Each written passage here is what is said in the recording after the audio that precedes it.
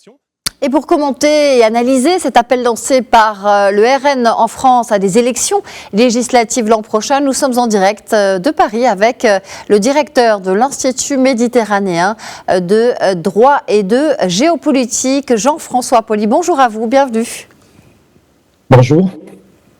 Le RN appelle donc à des élections législatives l'an prochain et menace de déposer une motion de censure contre le nouveau Premier ministre Michel Barnier, une position qui tranche avec celle du président Macron, donc, qui a fait savoir qu'il ne souhaitait pas dissoudre de nouveau l'Assemblée nationale d'ici à la fin de son mandat. Quel impact aura cet appel sur la constitution d'une équipe gouvernementale selon vous ?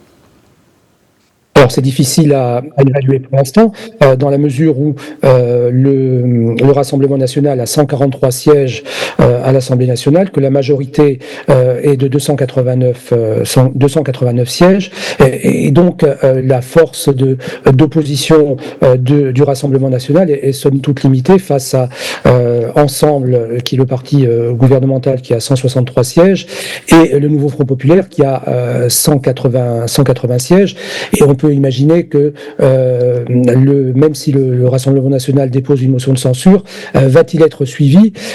Si on refait le front républicain qui a eu lieu entre les deux tours, où on a vu une alliance entre Ensemble et le Nouveau Front populaire pour faire échec à l'élection de députés du Rassemblement national, c'est le même processus qui risque d'intervenir en cas de motion de censure, et donc on voit mal dans quelle mesure cette menace pourrait avoir un effet quelconque. C'est sans doute pour faire pression en ce qui concerne la formation du nouveau gouvernement, mais la marge de manœuvre est quand même très limitée s'agissant du Rassemblement national.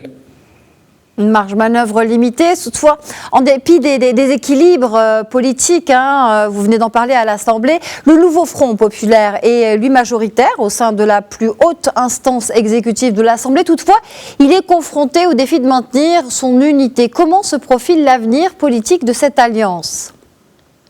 Alors c'est difficile aussi de faire de la prospective, parce que, comme vous le soulignez fort justement, le Nouveau Front populaire regroupe LFI, le PS, le Parti socialiste, donc des écologistes, 9 députés du Parti communiste. Alors ils se sont alliés pendant les élections législatives, mais on ne sait pas comment cela peut tourner, comment cette alliance peut se maintenir au fur et à mesure que des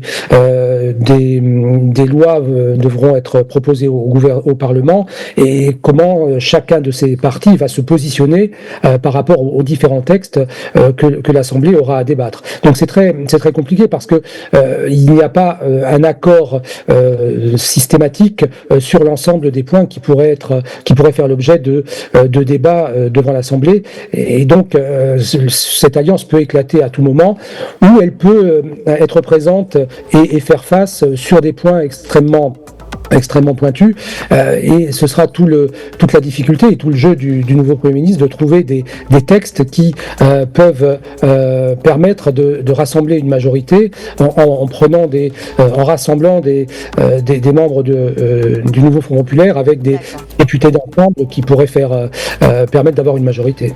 Merci infiniment Jean-François Pauly d'avoir répondu à nos questions. Je rappelle que vous étiez en direct avec nous depuis Paris et que vous êtes directeur de l'Institut méditerranéen de droit et de géopolitique. Merci à vous.